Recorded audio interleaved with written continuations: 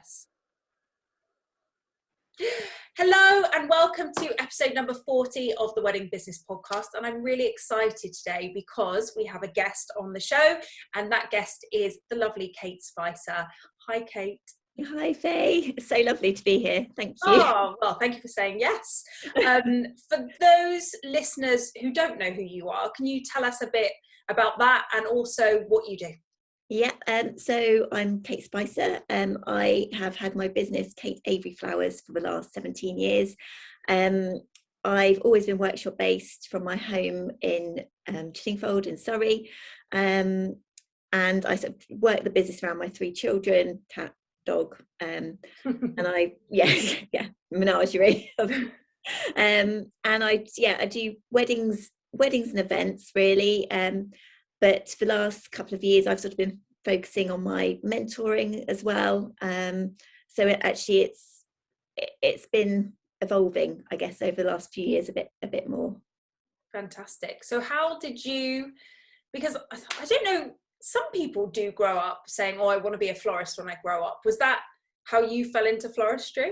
No, it was it's been a bizarre sort of, so I got quite lost, I think, when I did my A-levels, and I did a real mix. I did French, biology and textile A-levels because I didn't have a clue what I wanted to do. And after that, again, I completely lost my way, didn't know. I actually ended up dropping out of, I think it was 4 degree courses, much to my parents. All right. I sort of tried fashion journalism, textile art, I think, jewelry and ceramics, and I just wasn't in that learning zone anymore. I'd sort of gone past that. I think I'd had a year out, and then when I was at college, I actually worked in a flower shop on a Saturday, but I vowed I'd never do that as a job because it was a typical, I don't know how to describe it, interflora florist, probably, you know what I mean. Yeah. I wasn't allowed to touch the flowers. All I did was bleach buckets, make chocolate box plastic bows, and then they just tell me they'd have to get up at 3 a.m. to go to flower market, and I was like, at 16, 17, I was like, no way, I'm not. that's not sound fun. So then I sort of faffed around for a few years, and then I don't know, it was like a last resort. I think I saw a local flower shop advertising. It was a really large, beautiful flower shop, and I thought, oh, I have had experience, even though it wasn't really experience in washing buckets. And I just went in for a very quick interview. They said, oh, make up a hand tie. I hadn't made a hand tie before, and they took me on, and I was there for a couple of years, and it was just the most beautiful shop. We had like free reign of flowers, and it was like a chocolate box basically, but we didn't really do many weddings considering the size of a shop. It was more hand ties and being thrown in front of a customer and having to knock up a hand tie in 15 minutes type thing. 10 minutes. And then that was sort of how I sort of fell into it, and I loved it from that moment. I made some amazing friends, and I'm still in touch with them now from the days then. I think I was 21 then, and I stayed there for a couple of years, and thought, right, perhaps I could do this on my own. And being quite, I think at 23, you're quite naive, and like, you don't really think about everything, do you? You just sort of, oh yeah, I can do that, which is a great way to be, actually. I think now we need to harness a bit more of that. Agreed. And I put myself on a 2-week intensive business course with Judith Blacklock up in London, and I just went for it. From then on, I was like, now I've got my own business, and I'm just gonna see where it takes me, really. Wow. So how long had you worked in this shop before you did right, that's it, off we go? I think it was a couple of years. It was 2 or 3 years. I think it was just 2 though, I think. But it was a bit of a leap of faith, and I didn't jump into it full time. I sort of just completely winged it, and I got inquiries from friends and family who realised what I was doing, and I think I went for one of my first consultations, in the local pub, and somebody happened to be earwigging on my consultation. And afterwards, when I'd finished, they said, "Oh, we're looking for somebody to come and work in our shop." It was like a garden lifestyle shop, really a bit like Petersham nursery style, Right, yeah. but on a tiny weeny scale. And they just wanted someone to work in there a couple of days a week. And they said, "You can come and work. You can come and sit, you can do your quotes, you can do your proposals, and we'll pay you basically to do that." Like, wow. Yeah. So I had this backup of a couple of days a week. I could go and work part-time, as well as then do my floristry and build that up. So I worked there for about 3 years as well, so part-time. Wow, that's a fantastic role to have. It was perfect. Yeah, it's the right place at the right time, that was. Yeah, goodness. So did you go straight into doing weddings? I dabbled in a bit of everything, and it was all before social media as well. And I had a workshop. So I live in a village. There's not really. I naively thought that people would. It was a Valentine's Day, and I thought, well, I'll just do loads of Valentine's flowers, and people will know where I am. It's like, how would they know where I was? And I literally, I think I broke even. I literally covered my costs that day. And I remember that evening, my now father-in-law, he was horrified, because I was like, "I've got all these flowers. I'm just going to go up to the station and just peddle my wares." And so off I went, like looking like a bag lady, because it was freezing cold. But no one bought them, and it was Kate. That was a big learning curve. Yeah. Like, no, maybe I can't do that aspect of it. And but the weddings is what I loved. The more weddings I did, even though they weren't in the beginning, it was very much saying yes to everything, because I was just excited that somebody wanted me to do their flowers. So it was like the big swirly hotel carpets and the clashing tartan curtains and the calla lilies and the studded diamantes and rose. It was that, which is so not me now, but I think everyone has to start somewhere, and your style evolves and you find your way, I think, over the years. I couldn't agree more. I think the same goes for all suppliers in the world of weddings. What you're doing on day one is very rarely what you're doing on year 15. And I think we have to be quite open to that change and not resist that change. When you're the bright-eyed 23-year-old who's like, "Oh, I'm going to do it all," that is often what we do, isn't it? Like all of it, all of the things. And I think it's all about collecting the evidence of what actually sets you alight and what you're like, never want to do that ever again. Exactly.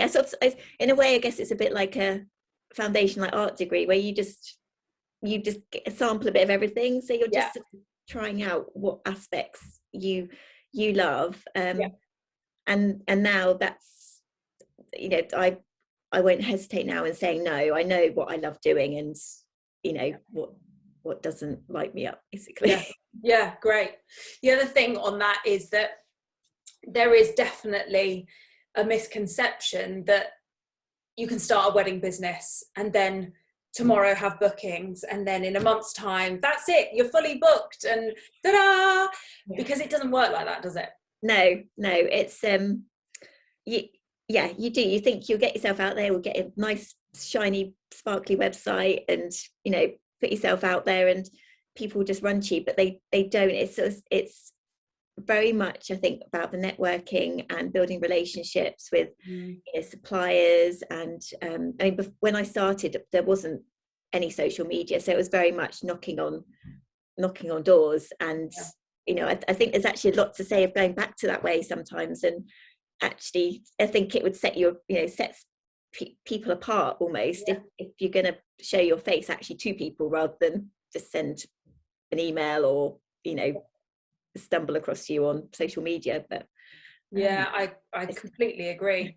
I think we can sometimes assume that the easier way is the better way, and actually, I'm picturing you going up to the local station to sell your wares, but obviously you had to go through that process to realize this is not how I'm going to build my business. No, it's not. And it's I really did sort of focus on building those connections with suppliers that I loved, and that, you know, that I knew were attracting the clients that I wanted to work with, and that were wanting the florals that I wanted to create. So and the venues, you know, the venues that I really wanted to work in, and the marquee companies. I love a marquee wedding. So it's, you know, it's, and photographers as well. It's just building that rapport. And I think people forget that you need to really sort of show. I mean, nowadays with the social media, you need to show up on social media and show your face, so you get that know, like, and trust factor. So people almost know you when they do meet you, and build that relationship. Yeah, I was saying this to someone yesterday, like, people can be lured by a website, and they can see everything they want to see, and the same can happen on social media. But being the face of your business is actually more important now than ever before. Like, I've done it where I've found a website for something or someone I want to hire or something I want to buy, and then I'll go to their social media just to kind of like see what they're like, see if there's any behind the scenes Instagram stories that I can see. And if I'm not hearing a voice and I'm not seeing a face, there's definitely something missing now. I'm like, show yourself. No, you're right. You start to wonder, why are they not showing themselves? Yeah. And it's not because I care what someone looks like, because actually I really don't. But it's the best way to make a quick connection with someone. Yeah. And I think in the wedding industry as well, it is quite a saturated market now. You know, there's a lot of people who do enter it, and I think to set yourself apart, to give yourself that head start, you need to be brave and show up. And it does take work, and it does take time to, you know, to build that self-confidence to show up. And, you know, when I sort of speak to my the ladies in my sort of, I don't know, it's not mentees, I call them flower podders, but they flower podders. They you know, I was like, just think of it like you're having a cup of tea with a friend. You know, try and block out everything else. If you're talking on social media, just pretend you're having a cup of tea with a friend, you know, and you're just chatting. And people, those, you want to connect with those ones who like you. You know, it's like, we're not everyone's favorite flavor of ice cream, not everyone's going to like us, so just be you and show up as you. I think when an inquiry comes through, or like, and this can be historical or, you know, in this moment in time, but how would you know that it's a wedding you want to work on? Like, what is it that you're looking for in terms of what they say, what they don't say, what they ask? How do you know, like, oh yeah, these are my people? I think it's the excitement. You can see, I think you can get the excitement in their tone of voice, in their writing. If they say, oh, I've been following you, you know, for months, I absolutely love your work, loved this style of this, and they, you know, pinpoint maybe a specific thing that they liked and pull out of your sort of feed and everything, I sort of instantly know that they've looked into me and what I do. And also, if they, you know, they mention the venue, and I'm like, that's the venue I want to be at. And you know, marquee, as soon as they mention, you know, a marquee, or there's a beautiful venue near me, it's a beautiful glass house venue, which is just stunning, which is quite a new venue. And anything that's slightly a little bit quirky, a bit away from the norm now, I'm sort of, I'm there, you know. You're all ears. But as soon as they don't mention your name, or it's, you know, very you can tell, can't you? It's like a generic, you know, hello, you know, they've sent it to like 10 other florists, and I know that if people are price shopping, I'm not there. I'm not their florist, you know. It's funny that, isn't it? Like, just the lack of your name. But you're absolutely right. Can you send me your pricing? Well, yeah, but I don't know if I want to. No. I'm already booked. It's like, I already know I'm already booked for your day. Unfortunately, I'm unavailable, even though you didn't tell me your date. Absolutely. And I think it's about being opening your eyes to that sort of thing, because in the early days, you're absolutely right, it comes through, the inquiry comes through, and it's like, yay, someone wants me. Off we go. I don't really like doing that, but I'm going to do it anyway.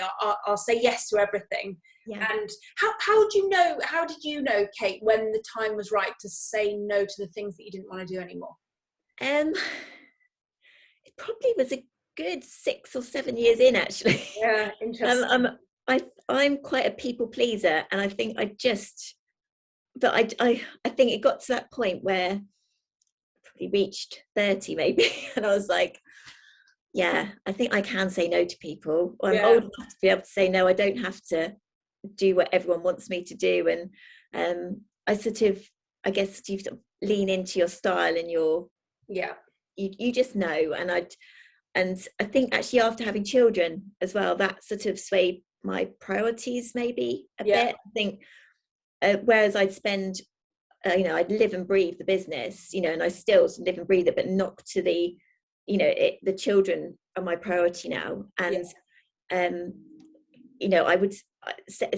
I now think nothing of saying no to things because it would clash with things that I'd want to do with them, or it takes me away. Whereas before it was like, give me, but even if it didn't light me up. And it's hard work being an event florist. It's full on, and I've realised that you do need that downtime. And I have cut down. I think in a way that's sort of why I've sort of cut down a few number of factors, but I just take on a very limited number of of weddings each year, but those that I can be fully immersive, and I can immerse myself in them and be fully creative, and just get that proper buzz from them. It's because I just want to give my couples the best, and if I oversaturate myself, I know I can't give them the best. Exactly. I know I can't give the children the best, and it's just a big mess. So true.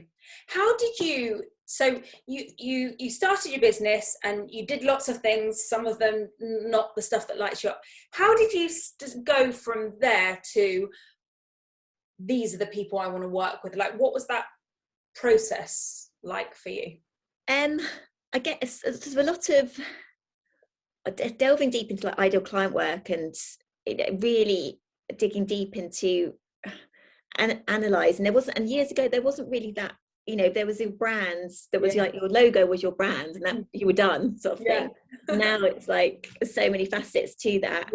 And delving deep into sort of what do my ideal clients where do they go on holiday, where do they shop, where do they live, what are their dreams and aspirations, what are their hobbies, and delving deep into that then I think made me realize exactly who I was talking to. And now I've got a large collection of old clients, previous clients that are my ideal client, that I can now bottle them and talk to them. It's like my little people that I can just and I've built such lovely relationships with a lot of them that I even from like 10 years ago, I've got a lovely bride who I'm still in touch with, and she's been to my workshops, and she's helped me with my copy on my website and things, and various other, but she now grows dahlias and things, and she's just so lovely. But I can always go back to her and I can just say, what was it that drew you to me and my business, or what, you can just and it just gives you so much insight into moving your business forward, and then continually attracting. Obviously you still get some that slip through the net, and but on the whole it's just building that ideal client profile and learning how to talk to it's like the most valuable intel you will ever have about your business is why someone, assuming that they are your ideal client, asking them why, what was it that you noticed, or what did I say, or what didn't I say that other people were saying, or how did I look, or what did the website do for you that maybe other websites didn't do. And not many people are actually going out and asking that question, but it is gold, isn't it? Like big businesses pay money in spade loads to find out why people buy from them. Yes, and I think because we're such small businesses, we've got that ability to just come out and ask straight out. And we can we can not pivot, but I hate that word. So it's like we can then mold our business in a different direction, maybe to suit that, but quicker than bigger businesses and everything. We've got that maneuverability. 100%, Yeah. 100%. What do you recommend people do when they want to change direction? So let's imagine, well, let's take florists. Let's imagine you were a certain type of florist, and suddenly you come to the realization, actually, this look and style is no longer me, or it wasn't me all along, and I've only just realized that I want to go over here.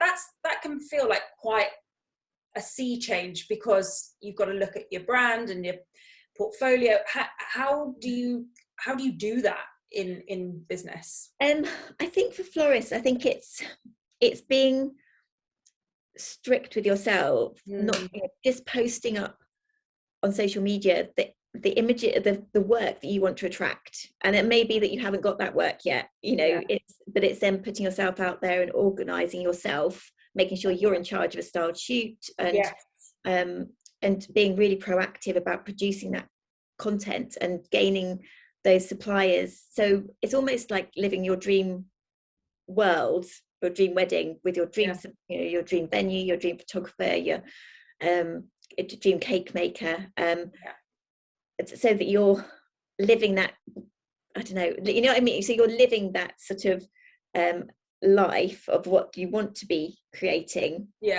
So then you can do it, if you know what I mean. Totally. I totally agree. In like manifesting it, but in a very visual, being very intentional. Yes. In one of the other episodes in this season, it was with Meg Senior. We were talking about be, do, have, rather than like, I can't do that until I have my result, whether that's experience or money. And only when I have that result can I go and be that person. But actually, often it's just us. We are our business. We are 100% of our workforce for our business. So if we're not being that person and we're just waiting for it, constantly waiting, it takes a long time. Yes, and it's you'll just go around in circles. People think, oh, I haven't got any content to put up, so they'll just put up something for the sake of putting it up, but it's not the work they want to get more work of. But they're going to now be asked to do that because they've popped it out there into the world to see. But it's being very sort of strict on yourself, that let's just really focus on what actually aligns you with your ideal client, and what are they looking for, and the more you put that out there, the more you're going to attract those people, I think. What do you think? Sorry, Kate. What do you think you've done in your business that, I mean, clearly you've had your floristry business for some time, so you must be doing something right. What is that? What have you done right? I guess I've been quite focused on my lane, I think. I've not been, and again, going back to social media, that was much easier before social media, because the only time you ever saw anyone's work was either a wedding fair or in a magazine. But now, you can be swayed, even unintentionally, by pictures flashing up on Instagram and everything. But I've always tried not to be swayed too much, and really just go in the zone and blinkers on, and again, say no to things that aren't. I saw a quote yesterday, it was literally yesterday, and I thought, oh, that's really good. I wrote it down. It says, every no is a yes to something. And I thought, that was such an amazing quote, and I didn't write down who it was by, but it was good quote. It's just, again, staying in your lane and staying true to your creativity, and not copying, or it's a difficult one, isn't it, I think, in the wedding industry. But and there's always going to be it's always trends and like anything, but What don't you think, like, what didn't go well for you? That's a tricky one. There is probably lots over the years. I think, again, not overloading. I've learned not to do like 3 weddings on a weekend. And obviously this year, for some florist. That's been completely unavoidable. And Yeah, yeah. but in an ideal world, I personally, I know that my creativity is at its best, and I give my best to my couples when I have that space around each wedding. To again, I think that again that's a big decision in me, sort of taking on less weddings, so that I can I think otherwise you just get lost in the churning almost out, which is a shame. It can turn into you can feel slightly conveyor belty, and like this year I know it's been of no one's fault at all, but that has happened, and it can lead to burnout, and I think you can start to resent your business. And I mean, hopefully this year isn't going to repeat itself again for anyone, but I think creatives need that space. And I think it's, again, I in the early days I didn't charge properly for myself. I didn't value my creativity, didn't value my time, and it's I think floristry is a funny industry. I think it's not something that's, I mean, when I joined it, the weddings weren't anything like what they are now. It wasn't quite like that, and so it wasn't, I don't know, it didn't seem as creative as it is now. So but you just fall into that trap of, you want to make something look pretty for your couples and want it to look amazing on photos, but you're not actually making any money. Then I can see that. Because when you're a florist, similar to like a cake maker or a stationer, the impact is driven by, to a certain extent, the raw cost of how much stuff you buy. Like the more the merrier with flowers, as far as I'm concerned. So you don't have that same thing when you're a photographer. I mean, the worst you can do is like overshoot, but that's actually not a cost to you other than just physical exhaustion. Very different when you've got a raw cost of a product. It is, and I think it's all too common, especially with florists, that you search people, want people pleasing, and you want, it's such a buzz seeing it all come together, and then everyone coming to see it and going, and it's just like this. You just want to make it bigger and better every time, but you've got to rein yourself in, because it is actually a business. Otherwise, it's just a very expensive hobby. I think quoting when you're a florist, and we talk about this in the club, as you'll know, quoting for floristry, when people don't actually, a lot of the time I imagine your couples are like, I want it to look amazing, but they don't know what flowers they want, because they don't know the names necessarily, and they don't know what's possible. I've seen some things that I've thought, I would never ever have thought to put flowers up there, but it looks brilliant and I love it. How do you go from someone like, I want the wow factor, but like, here's my idea, can you run with it? Is that exciting for you? Is that like the dream customer? My dream customer is somebody who, they have their, again, they haven't really got a clue about flowers. They know they love flowers, they know they want the wow factor, they don't know, and they've got their color scheme in place, and they've got a feel and a vibe for the day. They just don't know where the best use of their flowers is, or how, but they're completely open to me telling them, where, in my opinion, I think this would work. And then they're like, yes, and I'm like, yes, they just let you roll with it. And I think if any brides are sort of listening as well, it's that you get so much more out of your suppliers if you trust in their creativity, and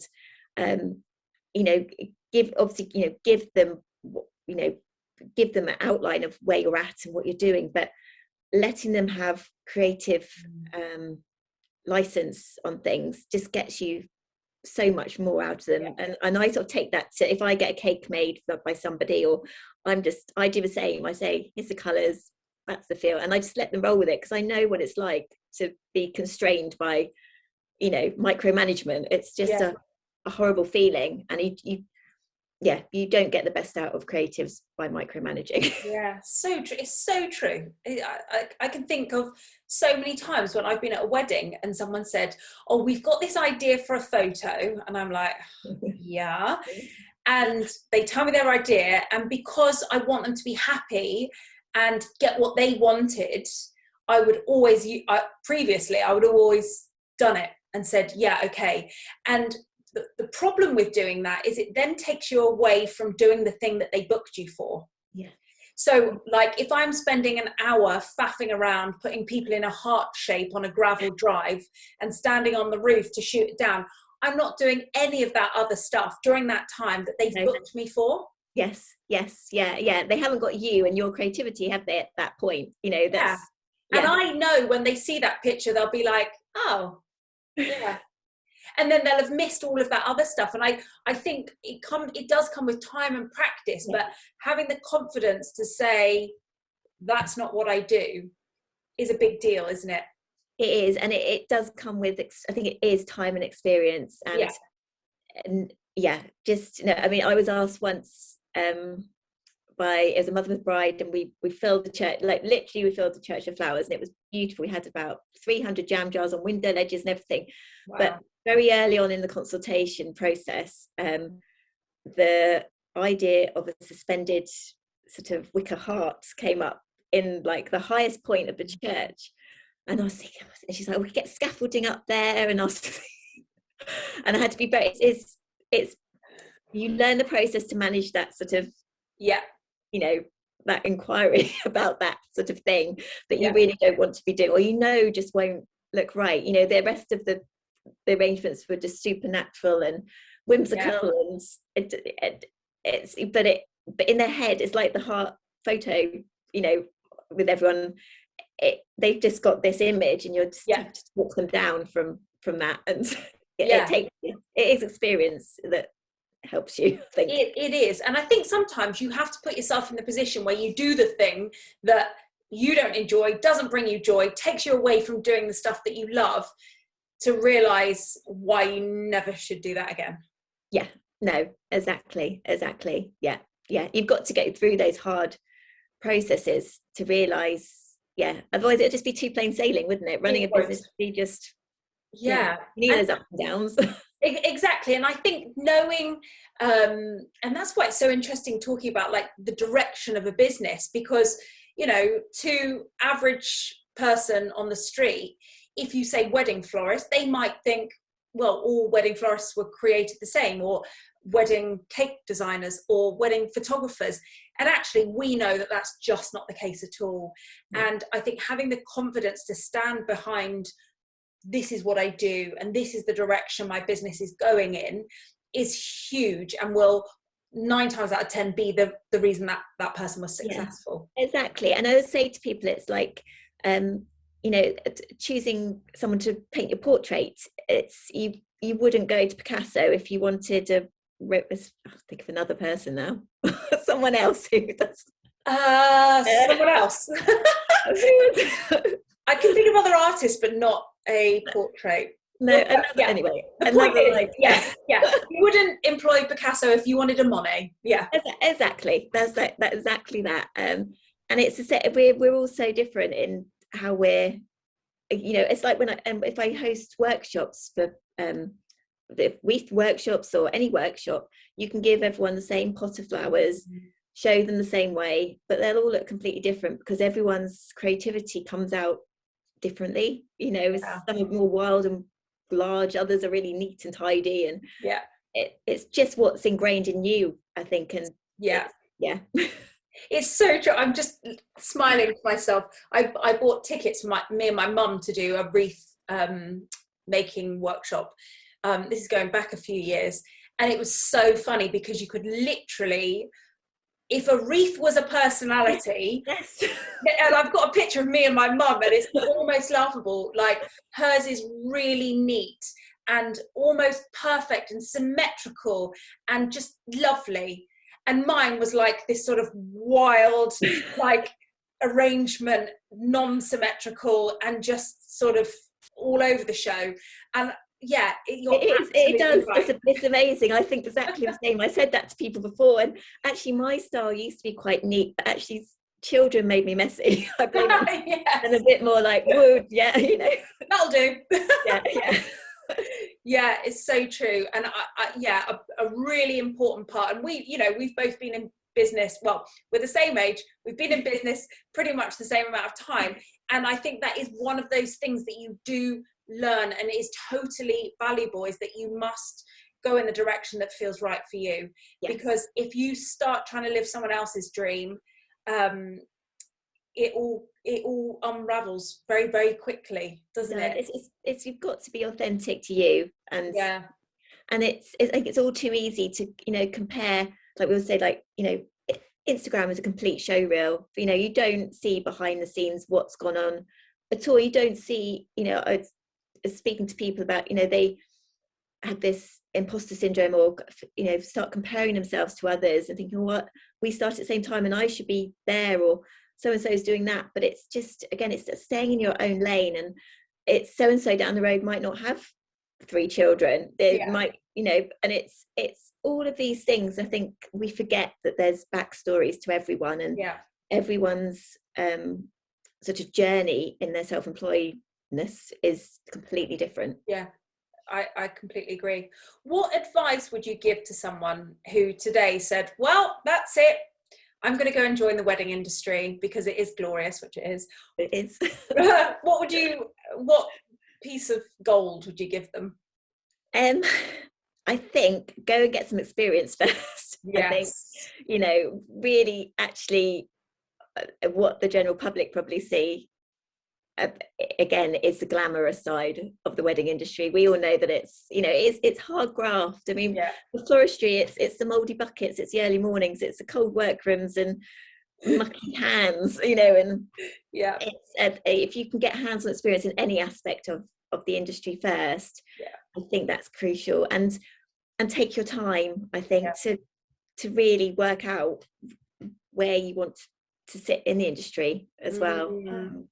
And I think sometimes people can sort of come into the industry having done just, or floristry, you know, do sort of a couple, I mean, I did go on a 2-week intensive business course, but I'd had the shop experience before, and it's, I don't know what I'm trying to say, it's sort of, I think just experience. I think I always say, if you can get freelance experience being a florist, that will teach you so much. I mean, freelancing for lots of different florists as well, you can learn so much, just even if your job is to sweep the floor for the entire time and carry buckets, you'll glean so much insight into how it actually works in real life, rather than what you think it looks like.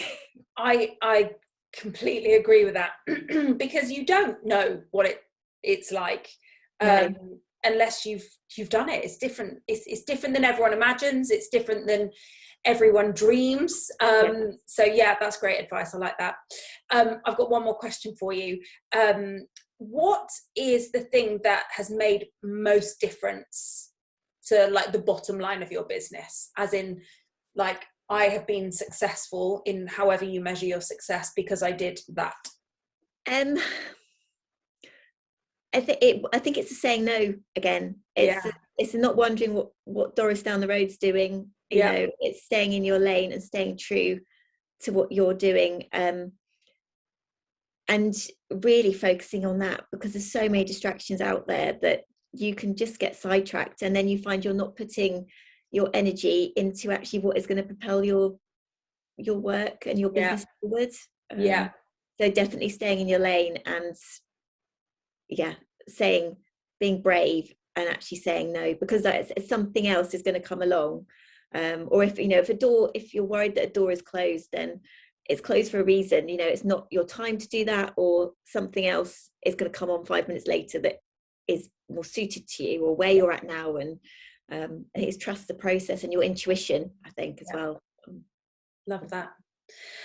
Kate, I feel like I could talk to you all day. Thank you so much for your time. Thank you for being a member of the Wedding Business Club. Thank you for coming on my retreat. I loved it. That was literally the highlight of my year. It feels about 3 years ago already. It does. But it was great to have you there. Thank you so much. If people are like, oh, Kate's amazing, and I want to know more about her floristry and her mentoring, how do they find you? So I'm on Instagram at Kate Avery Flowers, and then my website's kateaveryflowers.co.uk. Brilliant. Very creative, my name. So yeah, all the information's all over there. Great. Thank you so much, Kate. It's been a pleasure, and I look forward to seeing you again in real life very soon. Yes, that'd be lovely. No, I've been really lovely chatting today. Thank you so much for having me on. Thank you, Kate. Bye. Bye bye.